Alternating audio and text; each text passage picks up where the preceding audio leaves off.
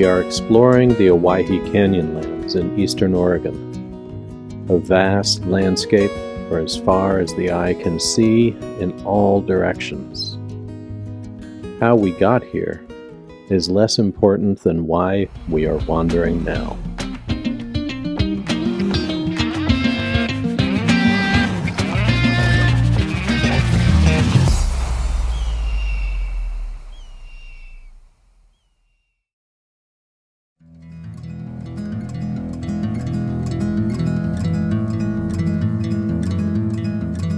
After living overseas for 16 years, we have repatriated to America to be closer to family and friends, rediscover our own country, and have some exciting adventures along the way. Our journey begins at Riverwood, our mountain base camp along the Stillaguamish River in the North Cascades of Washington.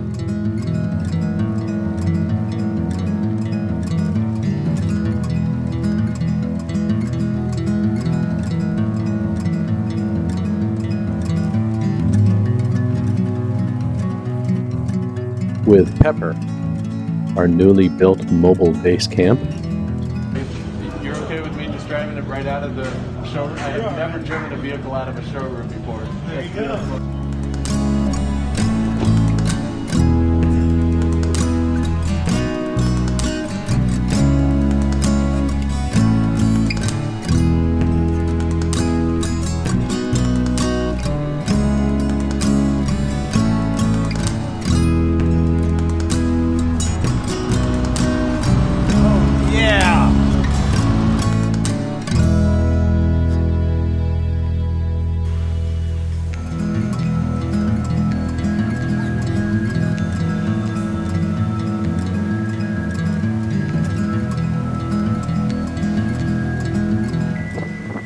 We set off on our journey of discovery.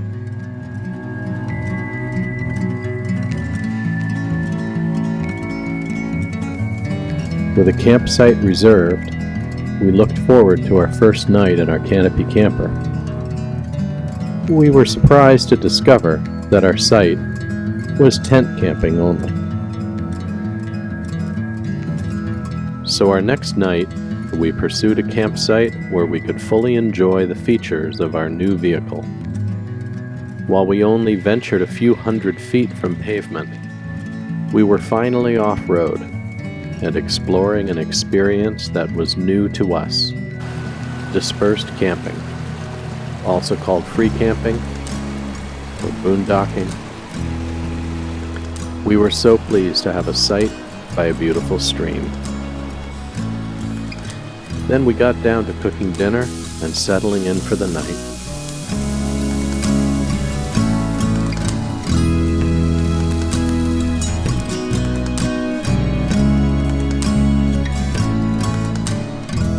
The next day, we began exploring Pepper's off-roading abilities by intentionally eschewing paved roads for the adventure of traveling on dirt tracks. We navigated the Washington backcountry discovery route to Cooper Ridge, where we found a site with a great overlook of a sunset, made hazy by nearby forest fires. But our first full day of backcountry navigating was challenging for us. We each took some personal time to decompress. I painted and wrote, "Even better tomorrow." Within them burns a wildfire of adventure and discovery. The smoke turns the sky purple. Only the whisper of winds across arid mountains and golden prairies can be experienced at the sunset of a day's challenge. Driver and navigator work together as a team. Even better tomorrow.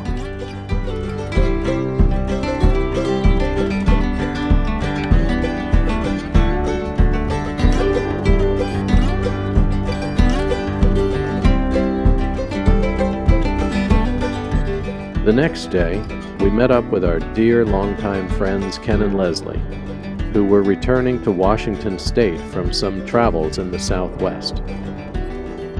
After a picnic with them, we continued to Central Washington to spend our first night at a harvest host, a network of small businesses who welcome travelers to spend a night experiencing their unique settings.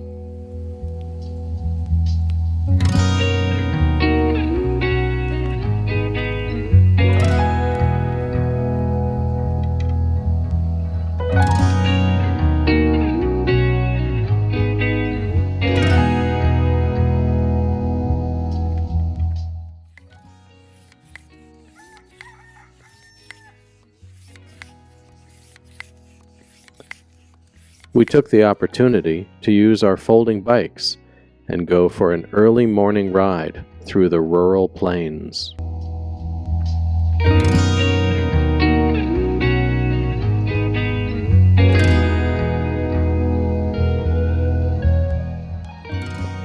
Back on the road, we took the opportunity for a midday swim. Even though we lived in Washington for 17 years, this was our first time ever swimming in the Columbia.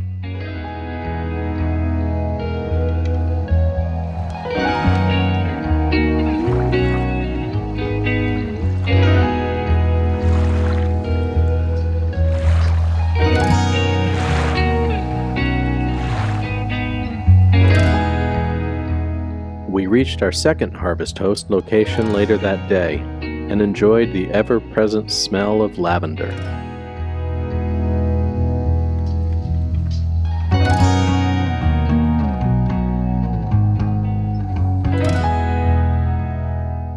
After listening to great stories from John, the owner, I took the opportunity to paint and write. The sycamore tree has seen 100 years of the farm's life.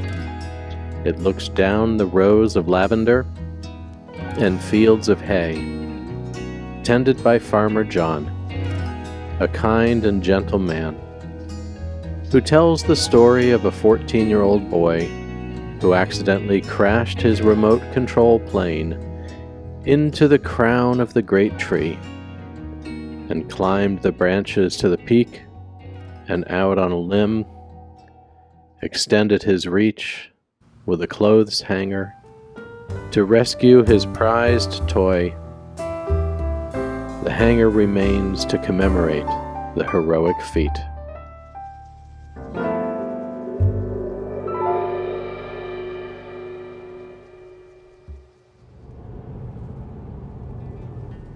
We took to the pavement, and after a quick picnic in a small town park, we continued on our way southeast and did some real exploring of backcountry trails. We went off the known maps into apparently uncharted territories and found a dispersed campsite within a stand of pines.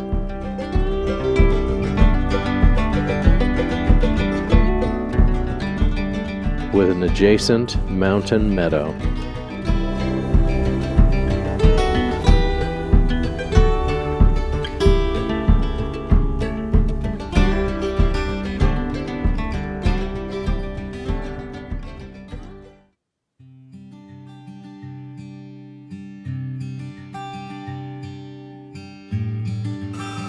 Executive Chef Lara has been officially declared the Galley Wizard, and the potions that she stirs up in her magic cauldron casts the spell of contentment into the evening.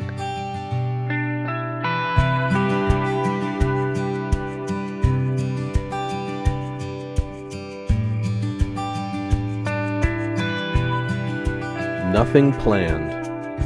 I can't remember the last time my calendar said nothing planned. Which was good because our planned routes were blocked by forest fire closures. So we headed to the Owyees to escape the smoke, or worse.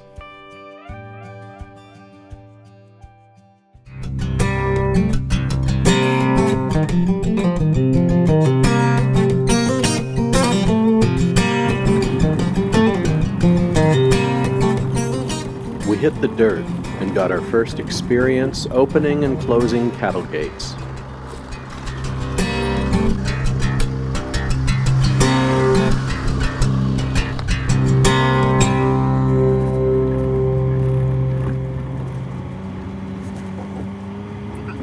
We arrived at a site on top of the famous Devil's Gate, a location with sweeping views and solitude for as far as the eyes could see.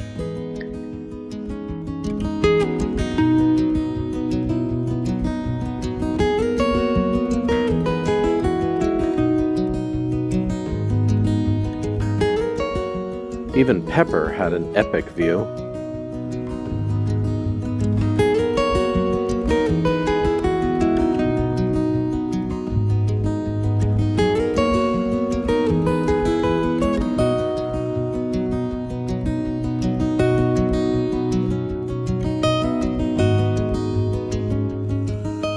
Owyhee chili eased us into a long night's sleep.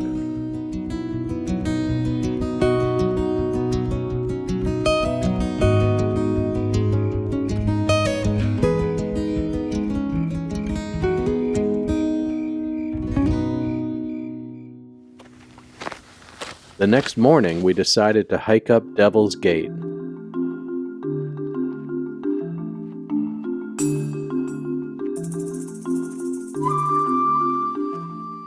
As we explored it, we discovered it was a more technical climb than we were prepared for.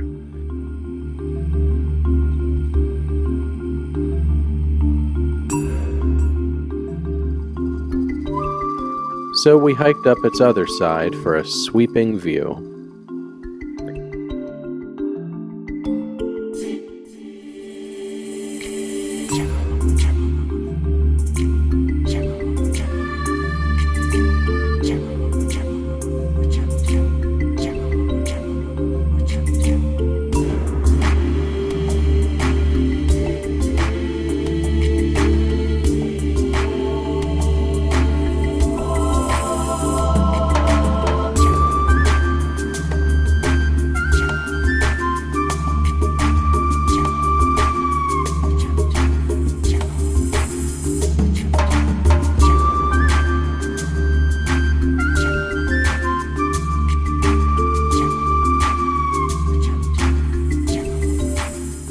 After some time sketching in my journal, sunset came slowly and gently.